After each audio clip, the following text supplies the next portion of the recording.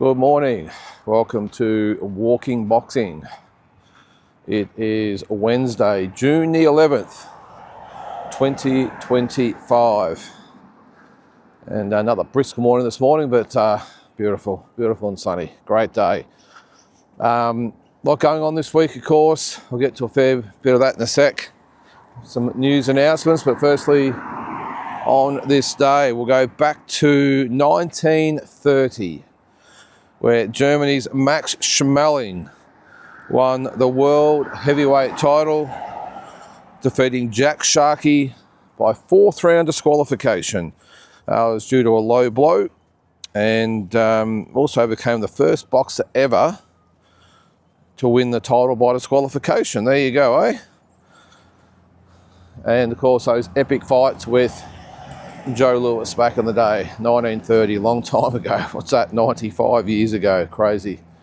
A lot of history being packed into those years, hasn't there? Another big fight that happened on this day, this time back in 1982. And it was my first ever big fight experience. Not being there, of course. I was only about 8 or 9 years old, but I remember it. My first big fight as far as the build-up and everything, watching on TV, one of the biggest heavyweight fights of all time, Larry Holmes up against gentleman Gerry Cooney. Now, this fight was remembered for maybe a lot of the wrong reasons, I suppose. There was a very big racial element to it. It was openly billed as the Great White Hope, was Gerry Cooney, which is hard to sort of get your head around these days, isn't it? But he was the big sort of lovable Irish American, Gerry Cooney, undefeated, had a great sort of background. So they really built that up. Larry Holmes was really built up as the villain. He was the reigning champion. He was, what was it? He'd beaten Ali, so he was obviously the bad guy in a bad way. What was that, 1981? I think he beat Ali, I think. Or was it? Yeah, something around that time. And Gerry Cooney was the much-loved fighter that everyone saw as maybe the future of the heavyweight division. The problem was, he actually was coming off, I think, a first-round knockout of Ken Norton, which obviously got everyone's hopes up as well. The problem was getting in there with someone like Larry Holmes, a prime Larry Holmes, was not the same as getting in there with a pretty much over-the-hill Ken Norton. Different styles and all that as well, of course. Larry was a master boxer. Ken Norton was more of a come-at-you type of fighter. And it was aging as well badly at that stage. So, and Gerry Cooney knocked him out in one round, and the fight world went berserk with anticipation. And Larry really took it hard as far as not getting his respect and being made to be the bad guy. And I think he really took it personal. And unfortunately for Gerry Cooney, took it out on him once the bell went, and this was a really unusual thing as well for the fight, because Larry Holmes, of course, being the champion, Gerry Cooney the challenger. Caesars Palace, Las Vegas, by the way, the fight took place, and Larry Holmes entered the ring first as the champion, if you can believe that, and Gerry Cooney came in second as the challenger, which is just unheard of. I don't know whether Larry Holmes actually agreed to it, or he was just simply told to go and then got in the ring and thought, where's Gerry Cooney? I'm the champion, I should be second, I don't know. And then to make matters worse, they introduced Larry Holmes first as well as the champion. Can you imagine being the champion in the ring? And you're already a bit pissed because of the lack of respect you're being shown in the lead up to the fight, and just in general as a champion, and coming out of that shadow of the win over Ali that really cast him as the bad guy, and then getting introduced first, and Gerry Cooney as a challenger getting introduced second, just bizarre. And they went to the centre of the ring. You could see by the look in Larry Holmes' eyes, he wanted to hurt Gerry Cooney bad. And it was the thing is that with all the hype and the build-up and everyone's hopes and dreams through Gerry Cooney of winning that WBC heavyweight title, everyone just forgot maybe how good Larry Holmes was, but also just how maybe limited Jerry Cooney was. And once the fight started, it was all one-way traffic. I mean, Jerry Cooney did okay. He was dropped, I think, in the second round, and never really recovered after that. Larry Holmes just sort of peppered him all fight long. I mean, Jerry had his moments, I suppose, but once Larry Holmes picked it up, got him out of there in the 13th round. And look, I think as outclassed as Jerry Cooney was, I think he earned the respect of a lot of people by his toughness. He hung in there, and I think after that, Larry Holmes did get his respect as far as being a true heavyweight champion, and ended up being a heavyweight great, didn't he? So, but I just remember, as I said before, my first big fight experience watching it on TV. And even though I was about 8 or 9 years old, I remember even all week at school, all everyone was talking about was the fight. Yes, in grade, what was I being, like grade 4 or 5 or something I would have been. And the kids were talking about the fight here in Australia. And we did get to watch it live, which is one of the rare fights we did get to see. But I remember sitting down, I remember getting up all excited in the morning, sitting down, watching all the prelims. I particularly remember Trevor Berbick fighting Greg Page. I can't remember the rest of the undercard, but I remember that fight because they were talking about these guys as potential challengers to Jerry Cooney if he won. And I remember that was outside of the car park at Caesars Palace, and the build up to it. I remember Jerry Cooney getting in the ring and the hype of the whole thing, and then being absolutely devastated that Jerry Cooney couldn't win or didn't win. So that was the first time I sat down and actually watched a live fight card. I just remember the excitement, and back then they really built the cards up. They started early, and I just remember all the the little mini videos they do and interviews, and just the build up being our big fight at Caesars Palace. It was great. So great memories of that. It's hard to believe. It's 43 years ago. Pretty crazy. Amazing. All right, let's get on to some news of today. And it looks like the Canelo-Crawford fight is well underway of being set in stone and having all cylinders firing. Dana White back on board, of course. September 13th, will be in Las Vegas. Canelo was adamant he wanted in Las Vegas after what happened in Saudi Arabia. The half-empty room he was forced to fight at 7 o'clock in the morning over there. And he felt like he let down the Mexican fans by doing that. He wants to go back to Vegas. This is the Mexican Independence Day weekend. So he wants to go back and put a big fight on in Las Vegas for his Mexican fans. And they are still trying to get it at Allegiant Stadium. Now, there is that college football game that's scheduled there, but they're trying to negotiate with the Football Association that they shift that game somewhere else so they can use Allegiant Stadium, which I think would be great. If not, I think the T-Mobile Arena might be sitting there ready to go as well. I mean, that holds 20,000 people. The only thing is the ticket prices might be a little higher, of course, because if they've got the Allegiant Stadium, they want 65,000 people there, so the ticket prices will be a lot more reasonable. But either way, we'll cross that bridge when we get to it. Now, the other word is that it will be on Netflix. So the Mike Tyson-Jake Paul fight sort of set the precedent for this. They had 65 million views, I think, at the one time. I think overall it might have been in the hundreds, I think, of millions of people that have watched it. But I think at the time there were 65 million people watching it live. Now, there's no way this fight gets anywhere near that. I know Turki Al-Sheikh will talk it up as much as he can, but I would be surprised if it even, maybe reached about 20 million. You don't know. I mean, it's Canelo, massive fan base. I think, though, with the Tyson and Paul fight, of course, Mike Tyson's name still holds such prestige and significance after all these years. And then, combine that with Jake Paul's massive following with the young YouTube sort of generation. It was just a perfect storm as far as just being a massive viewership. But I think the thoughts of Canelo and Crawford getting anywhere near that is a bit of a pipe dream. As I said, I would think about 20. It's about a third of that. So we'll see. I think they'll get a big crowd at the Allegiant Stadium, especially if the ticket prices are right. And I think a lot of the Mexican fans, after missing out on seeing him at Cinco de Mayo, will turn up, and should be a magic night in Las Vegas. Now, of course, our first tour looks like it's going to be that fight. Now, if you are thinking about going, I need you to get your head around it right now. because once the official details are set, once ticket sales are sort of finalised, and they know when they go on sale, and that's when you almost got to push the button then, because accommodation in Vegas will go up.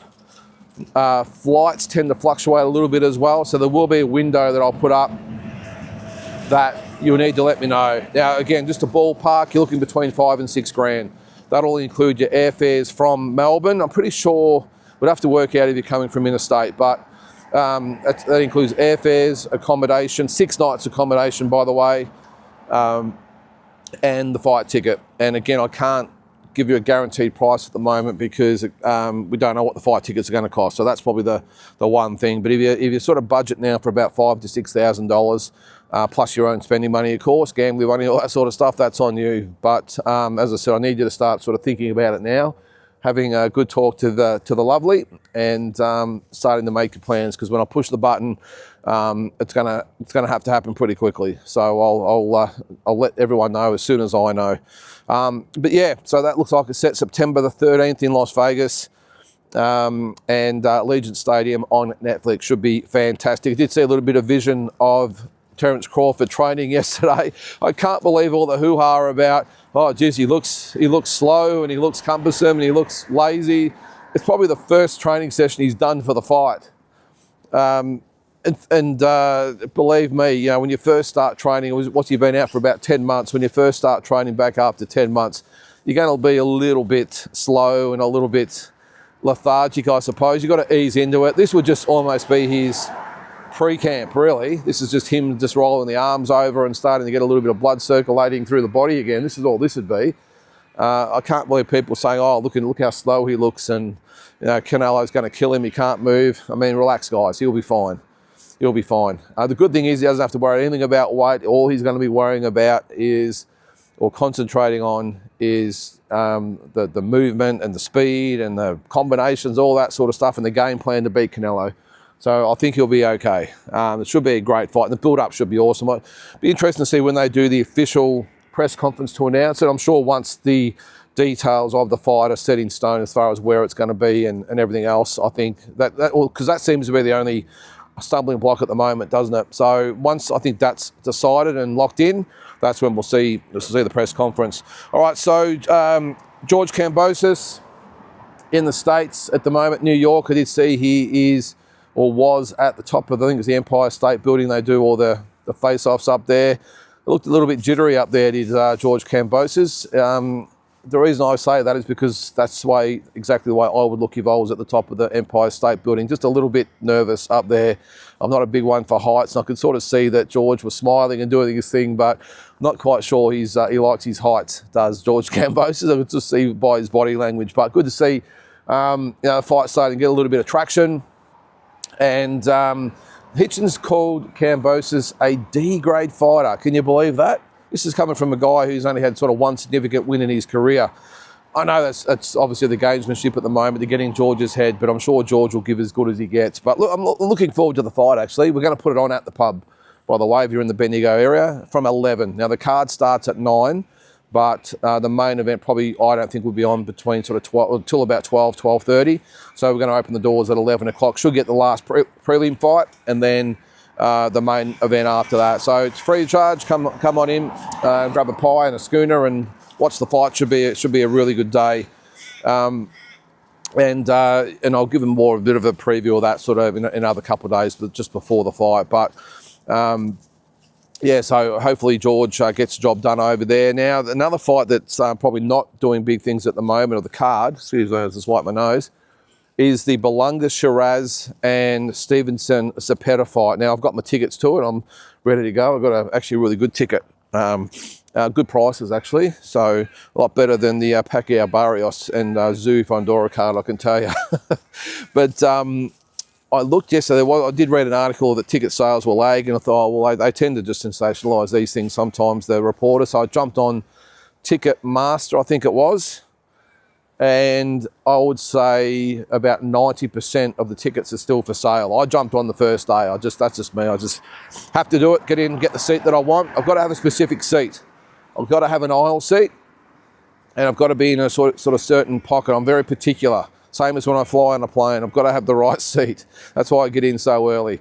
But yeah, 90% of the tickets look like they're unsold. Now, I don't know whether it'll pick up. What are we, about, it's only a month until the fight. Is it? Yeah, nearly a month. Now, whether they do things a bit differently in New York and take their time sort of getting the tickets, I'm not sure. But in a big stadium, I think it holds 14 or 15,000 people.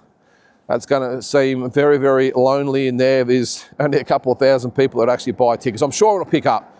I'm sure it will. But at the moment, it looks awfully sparse as far, well, not sparse. There's a lot of blue dots on the screen when you go onto the Ticketmaster screen or website to choose your ticket. So if you are over that way and you're looking to go, don't stress too much about getting in now for tickets, because I'm sure there'll be plenty right up until the fight. So now the other thing, still a little bit more on the Keyshawn Davis thing. I know we've all had our say about that and how unprofessional and that he was, but there is word that there might be some sanctions. I know I've been pretty vocal about it. I said that he should have his contract ripped up and face a fine and maybe a suspension or something like that. But the question's got to be asked. These are the questions that are being asked by a lot of people, is that for a fighter that couldn't make weight, well, the rumours are that he didn't make weight on purpose. He didn't want to fight De Los Santos. I don't really go that far, but I've got a feeling this is a guy who knew he was, well, no doubt he knew he was not going to make the weight, because I've seen fighters and been one of those fighters who have really struggled to make weight, and you get on the scales and you are physically distressed. You know, you look shocking, you look like a skeleton, you struggle to even get on the scales. Come here, man. Keyshawn Davis did none of that. He actually almost smiled, didn't he, when he got on the scales. So I think that's why the officials are looking at him and the promoters are looking at him saying, hey, mate, you haven't even tried to make the weight here. We're going to investigate this and maybe make some calls, because he looked extremely healthy for a guy that just couldn't make the weight. And I've got a feeling he knew, well, I haven't got a feeling, I know that he knew he was not going to make weight, but when he got on the scales, I think what he thought was going to happen after that was that he'd still have a fight, he'd still get paid, he'd lose the belt, he wasn't too stressed about, and then he'd move up after this fight. So that's the word at the moment, is that they're looking at maybe some sanctions, which I hope happens, because he deserves it. He needs a reality check, does Keyshawn Davis, and I hope he gets it. So we'll hopefully see that happen, and he'll be sanctioned and fined or suspended maybe, and he'll learn his lesson. And when he moves up, he'll think that or he'll know that he can't really do that in this or at this level. So now, one other thing before I go, I was looking at the WBA rankings yesterday. I did read an article about it as well. Can you believe they could have up to 60 odd world champions? Yes, 64 I think they might be up to, with interim champions and regular champions and super champions, all this sort of stuff. That they might have, was it 54 maybe? Was there 18 divisions or something is there now? Something like that anyway. But whatever it was, it might have been 54 world champions. I think it might have been 64, but whatever it is, a hell of a lot of world champions. So this is why the sport is really struggling at the moment as far as some credibility concerns go, because how can you have that many world champions with one organisation? Thankfully, all the other sanctioning bodies don't do it. But I think what needs to happen is they need to almost be, well, blacklisted by a lot of the news outlets. I know BoxRec have already barred them for whatever reason. I think there needs to be a bit more of that and get them to run their organisation properly. I think they're the only one out there that it's a lottery as far as where the rankings are. The champion who they've got, they got rid of a lot of champions, the interim champions, and said they were going to run their company a little bit better. But now we've got interim champions and regular champions and all sorts of champions all over the place. So I think they need to be almost discredited. And they are the oldest sanctioning body, by the way, but they're the worst run. So I think a lot of the social media sites and websites and all that sort of stuff need to start not recognising WBA. That's my opinion anyway. These organisations, and look, maybe someone like the WBA will almost be run out of town once the TKO boxing starts, and maybe they'll take the place of WBO. I don't know. I wouldn't want to see the oldest sanctioning body of them all go under or be discredited or discarded or whatever, but at the end of the day, they bring it upon themselves. The rankings are all over the place, and as I said, you don't know who's going to pop up where and fighting for what title. So let's hope they pull their finger out as well. And sorry, there was one thing I forgot as well. Claudio Squayo had an operation in the last couple of days on his jaw by apparently one of the best facial surgeons in the country, in Australia that is, and he said it was one of the worst breaks he'd ever seen. Looked pretty innocuous though, didn't it? That right hook from Jaya Pataya must have done some damage, because this facial surgeon's probably seen car accidents and all this sort of stuff as well. Said it was the worst one he'd seen. So at the time I remember thinking, Squayo, come on mate, is that all it's going to take to put you down? Well, I take that back. I humbly apologise, because he must have been in a lot of duress with that broken jaw. So hope he recovers well and comes back to fight another day. Just not at this level. At this stage anyway. Just stay over in Italy and maybe fight domestically for the time being, and maybe he might get another big fight down the track. But I'm glad he came out okay, and as I said, we'll live to fight another day. So guys, look, that's going to do it for today. Hope you have a great Wednesday, and we will catch you tomorrow.